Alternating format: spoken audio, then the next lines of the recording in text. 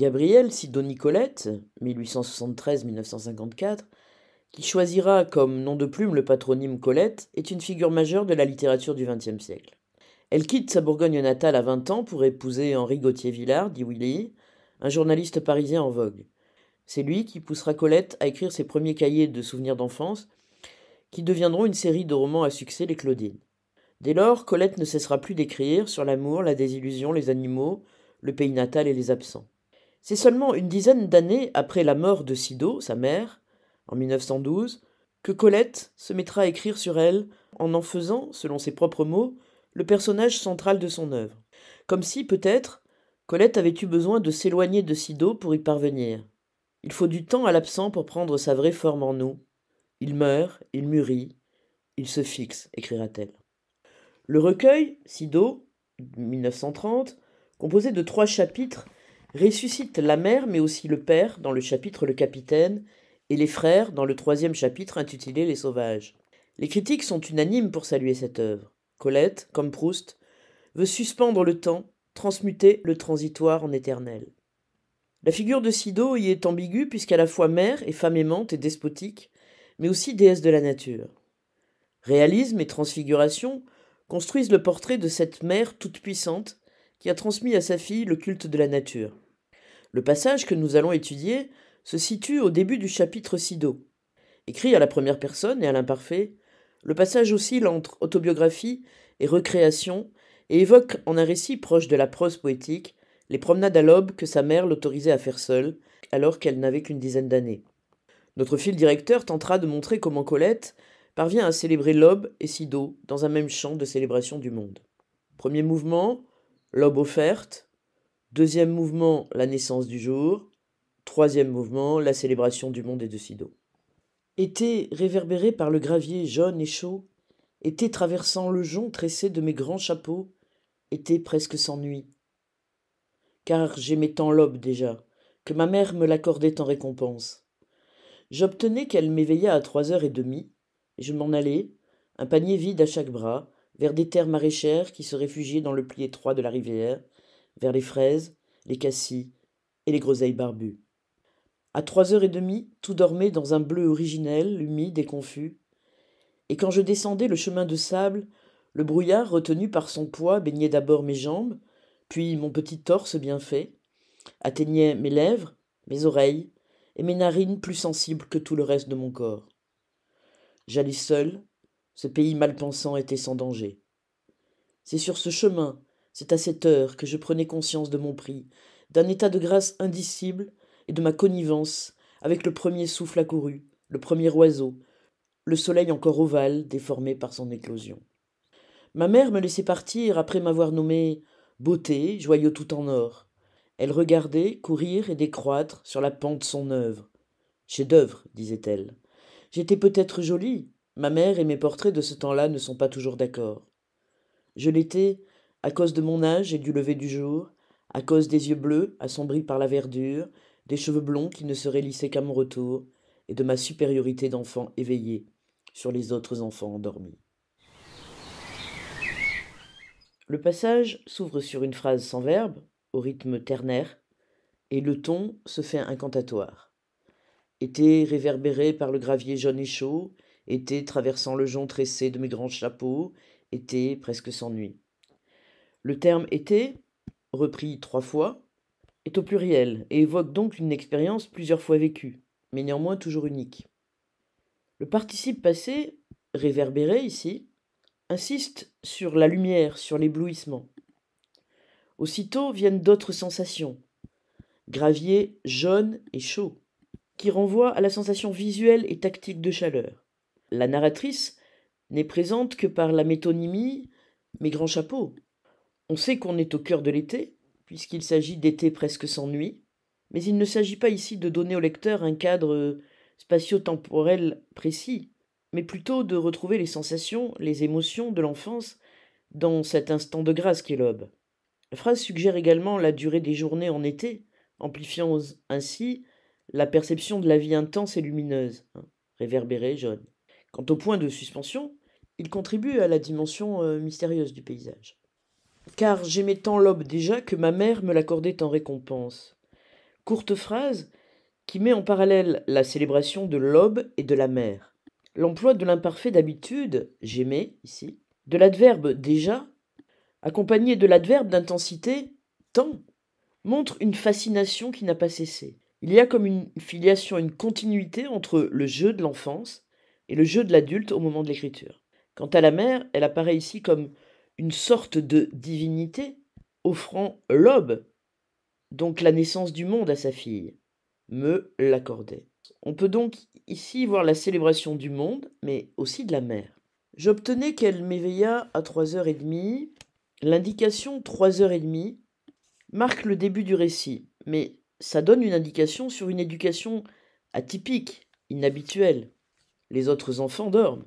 Le verbe d'action je m'en allais, qui est un verbe de mouvement, à l'imparfait, à valeur d'habitude, marque la détermination et symboliquement la recherche d'une nourriture qui n'est pas seulement terrestre, bien que un panier vide à chaque bras laisse entendre. Ce panier vide peut suggérer la recherche de choses inconnues, ignorées, qu'on ramènera avec soi. C'est une expérience existentielle dont il est question ici. La nature est personnifiée, des terres maraîchères qui se réfugiaient dans le repli étroit de la rivière, comme si elle voulait se protéger des hommes. La quête, pour les fraises, les cassis et les groseilles barbues, suggère ici une sensation gustative forte. Elle donne aussi l'image d'une nature bienveillante et nourricière, et puis celle du conte aussi, avec peut-être l'image du petit chaperon rouge. Il y a donc dans cette ouverture un lien très fort qui se manifeste entre la figure maternelle et la nature. À 3h30, cette précision temporelle produit un effet de réalité, mais il est aussitôt démenti par la suite de la phrase « Tout dormait dans un bleu originel, humide et confus ». Les 3 adjectifs magnifient la description de la naissance du jour, pour employer le titre d'une œuvre de Colette, et lui donnent une dimension mythique. On est avant même l'éclosion du jour, puisque tout, l'adverbe ici, tout dormait. C'est le monde originel, qui est repris ici avec l'adjectif bleu, la source de la vie. Le bleu originel, d'ailleurs, renforce cette impression et donne une sensation de calme, de sérénité. C'est un paysage onirique, puisqu'on a confus, brouillard, qui suggère un certain mystère. On a une longue phrase constituée de propositions indépendantes qui constituent autant d'étapes qui associent la naissance du jour à la naissance de la narratrice, qui se dessine peu à peu sous nos yeux. Quand je descendais le chemin de sable, le brouillard, retenu par son poids, baignait d'abord mes jambes, puis mon petit torse, atteignait mes lèvres, mes oreilles, mes narines, etc. Tous les sens sont convoqués à travers les parties du corps. Le toucher par les jambes, et le torse, le goût par mes lèvres, l'ouïe avec mes oreilles, et l'olfactif, mes narines, mis en valeur par le comparatif de supériorité, plus sensible que, ici, tout le reste de mon corps. L'expérience est donc avant tout sensorielle. On assiste donc à une étrange scène, une impression d'osmose entre l'enfant et la nature. La naissance de l'une, la nature, fait naître l'autre, l'enfant. Et une fois encore chez Colette, la découverte du monde se fait par les sens. J'allais seul, ce pays mal pensant était sans danger.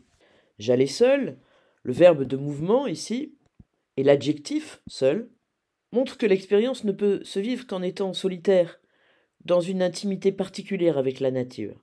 Cet adjectif seul renforce la sensation d'isolement et de solitude, mais aussi l'expérience d'un moment privilégié. Enfin, la proposition indépendante, ce pays mal pensant était sans danger, crée une alliance inattendue qui semble opposer le monde des humains, et l'on sait que la famille de Colette était l'objet de beaucoup de critiques à Saint-Sauveur, qu'on accusait sa mère d'avoir assassiné son premier mari, etc. Donc on a cette opposition entre le monde des hommes, mal pensant, et le monde de la nature, bienveillant. C'est pour ça qu'il est sans danger. La répétition du présentatif C et les démonstratifs, ce et cette, insistent sur la force, l'importance du moment et du lieu, et à chaque fois que cela se produit. C'est le lieu, en fait, d'une révélation. Je prenais conscience de mon prix. L'imparfait marque que c'est une habitude au sens où, à chaque aube auquel la narratrice assiste, le processus recommence. Je prenais conscience permet de comprendre en quoi cette expérience a été initiatique et constructive pour l'identité de la narratrice. Quant à mon prix, je pense qu'il est à entendre comme la prise de conscience d'une grâce, d'un état particulier. Et les possessifs mon Emma, dans Ma connivence, montrent cette appropriation de l'instant par la narratrice. Ce à quoi elle parvient, ce dont elle prend conscience, c'est un état de grâce indicible, c'est-à-dire intraduisible, pour l'enfant de l'ordre de l'expérience mystique, mais que la narratrice met en mots par une prose poétique, incantatoire, lyrique, et une fois encore, comme dans Jour gris, l'écriture du souvenir permet de nier le temps. C'est un moment qui l'ouvre au monde jusqu'à être en osmose avec la nature, puisqu'on a ma connivence. C'est une naissance, celle du monde et d'elle-même, qui s'exprime par la répétition anaphorique de l'adjectif numéral premier. Le premier souffle accouru, le premier oiseau. De même, l'image du soleil ovale est une métaphore de l'œuf, et donc une métaphore de la naissance. C'est donc bien de naissance qu'il s'agit, naissance du jour, d'un monde neuf, et naissance de la fillette qui devient en quelque sorte une nouvelle Ève à chaque fois dans ce paradis de la genèse du monde. Ainsi, dans ce deuxième mouvement, la célébration du monde se concentre sur l'aube, à la fois du monde et de l'enfant. La fin du passage revient sur Sido et la relation qui l'unit à sa fille. Ma mère me laissait partir. Les expressions employées par la mère, beauté, joyeux tout en or, chef-d'œuvre, etc., donnent à la jeune fille une place à part, celui d'une espèce d'œuvre d'art créée par la mère elle-même. J'étais peut-être jolie. Cette proposition et l'adverbe peut-être suggèrent toute l'ambiguïté de l'écriture autobiographique, soumise à la réalité des images, mes portraits de ce temps-là. Et il y a aussi l'intervention du regard subjectif de Sido. Pour Colette, et pour la narratrice, la raison en est autre. La seule beauté certaine est associée à l'aube, et le lien de causalité est repris 2 fois. Je l'étais à cause, alors certes de mon âge, mais du lever du jour. Encore une fois, à cause, c'est le lien ici privilégié qu'elle entretient avec la nature. Les yeux bleus, mais assombris par la verdure. Mais aussi, c'est lié, cette beauté, elle est aussi liée à ce moment sauvage et solitaire, sans les contraintes du monde des hommes, puisqu'on a des cheveux blonds qui ne seraient lissés qu'à mon retour. Elle part dans la nature en sauvageonne. Tout cela est possible grâce à la mère, grâce à son éducation non conventionnelle qui accorde la récompense, qui offre l'aube à sa fille, et qui ainsi en fait une privilégiée, ce qui se voit clairement dans l'antithèse enfant éveillé, enfant endormi. Le statut de le statut de la narratrice n'est pas le même.